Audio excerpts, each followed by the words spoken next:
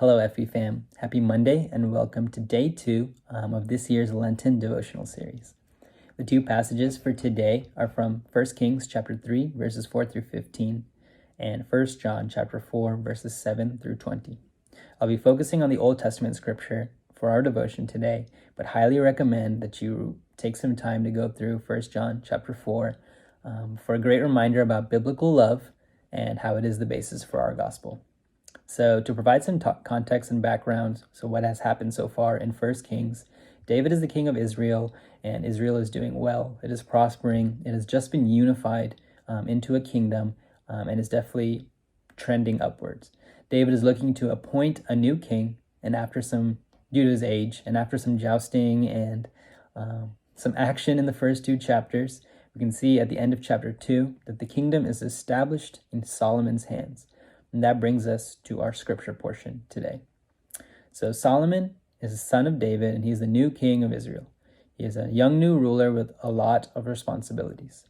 So in our scripture portion, the first thing is that the Lord appears to Solomon in a dream and says in verse 5, "Ask for whatever you want me to give to you." So when we initially hear this, I know for me, I thought of, man, that would be really nice. I think I had a long list of things that I would be able to say, but Solomon's process is a little different, and the way that he gets to his answer is a little different. So he responds initially with gratitude in verse 6. He thanks the Lord for the favor that he showed to David throughout his reign and throughout his time, and he responds with humility in verses 7 and 8, understanding his weaknesses as a new young ruler. Based on these two things, the gratitude and the humility, he formulates his response in verse 9. So give to your servant a discerning heart to govern your people and to distinguish between right and wrong. The Lord looked very favorably on this request, and he immediately granted it. He recognized Solomon's heart here, and in his time where he could have requested power or more wealth, he requested something that would benefit the Lord's people.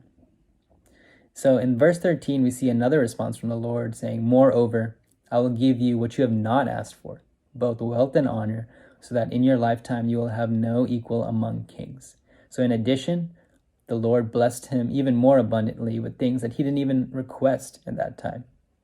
So for our application for this, I believe the Lord is showing us the importance of desiring and praying for the traits and characteristics that benefit his beloved, his people. While our prayers can sometimes look like laundry lists of things that will benefit us, it is important to remember the mission that we have to serve those around us. We might not have the responsibilities of ruling an empire, but we may be called on to love our community, to encourage those around us, to empathize with those going through difficult times, and provide advice to those seeking counsel.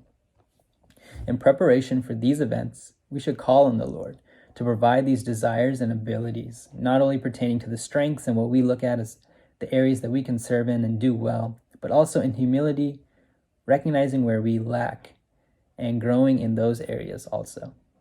I think we continually see that when we ask, the Lord will provide, and he will provide in abundance.